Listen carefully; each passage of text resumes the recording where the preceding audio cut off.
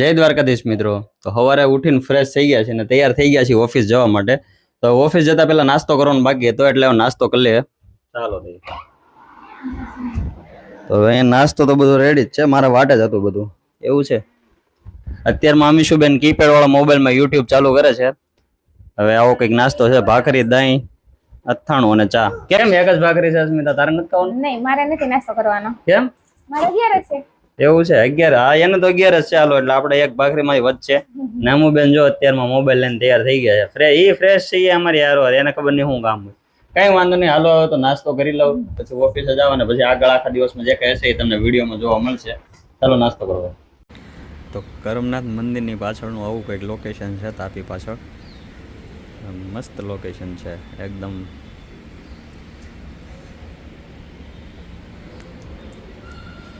તો હવે ઓફિસેથી lunch time હતો એટલે ઘરે જમવા જતો હતો, એટલે રસ્તામાં આપણે કરમનાથ મંદિર આવે છે એટલે મેં કીધું આમ તો દર્શન કરવા કઈ ટાઈમ મળતો નથી, એટલે ઘરે જતો હતો ને રસ્તામાં આવતું હતું, મેં કીધું આજે દર્શન કરી લઈએ. તો અત્યારે પબ્લિક ઓલમોસ્ટ બધું ઘરે વહી ગયું છે, કેમ કે બપોરે લગભગ 12:30 જેવું થઈ ગયું છે ને મંદિર બંધ કરવાનો ટાઈમ આવી ગયો છે, એટલે વોચમેન કાકાએ બધું બંધ કરાવી દીધું છે. હું એકલો જ છું લગભગ અહીંયા અત્યારે તો ગાડી લઈને. હવે હું નીકળવાની તૈયારીમાં જ છું, હવે ઘરે જઈને લંચ કરીએ.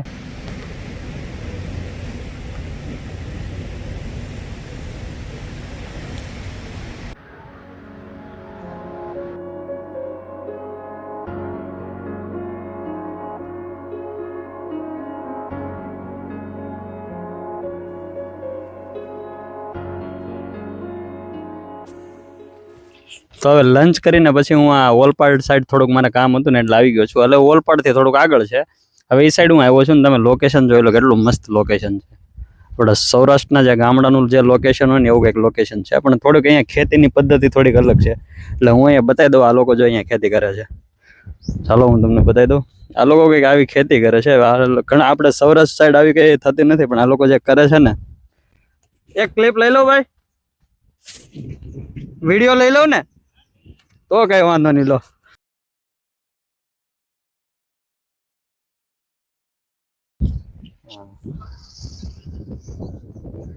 ચોખાની ખેતી કઈક આવી રીતે થાય છે. જો આ સૌરાષ્ટ્રમાં આવી રીતે આપણે કઈ થતું નથી, પણ હવે જે સુરત સાઈડના એરિયો છે ને ત્યાં આવી રીતે બધા લોકો ખેતી કરે છે ને. બસ આવું કંઈક લોકેશન છે મસ્ત.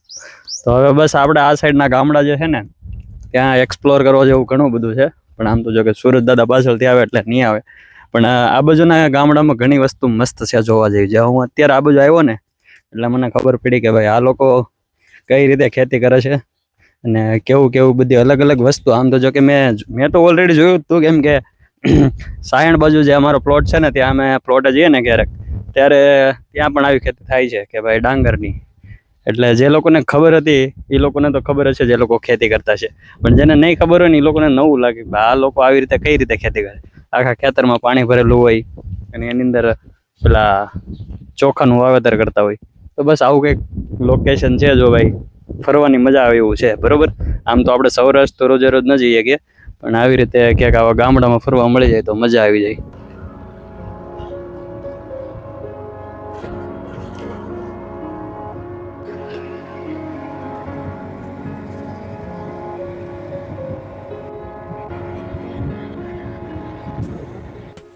તો ભાઈ થોડીક વાર પહેલા હમણાં ઓલપાડના ગામડામાં ફરતા હતા, ત્યાંથી હવે આવી ગયા છે સીધા જ આપણે સુરત પ્રોપર સિટીમાં, અને આ છે ઉત્તરાયણ બ્રિજ. હવે અહીંયા એક ટ્રેન પડી છે માલગાડી, આવું કંઈક છે, બરોબર. તો તમે બધા કમેન્ટમાં જણાવજો જરાક કે ગામડામાં રહેવાની મજા આવે કે સિટીમાં, કેમ કે હું હમણાં ગામડામાં આટો મારવા ગયો ને એટલે મને એમ થયું ભાઈ શાંતિવાળું જીવન છે, અને સિટીમાં જેવા એન્ટર થયા ને એટલે ઘોંઘાટ ને આ તે મગજમારી કેટલું ટ્રાફિક ને બસ આવું કંઈક છે. તો સુરતનો 70 કિલોમીટરનો રાઉન્ડ મારીને ઘરે આવી ગયો છું, અને લગભગ 6 વાગી ગયા છે. એટલે ઓલપાડ બાજુ મારે જરા કામ હતું ને એટલે તો ચાય આવી ગયો છે. હવે આજ તો છે ને અસ્મિતા ઓલપાડ ગયો તો બોલ ડેડ. મેં તો ઓલપાડ જોયું નથી એટલે મને ખબર નથી.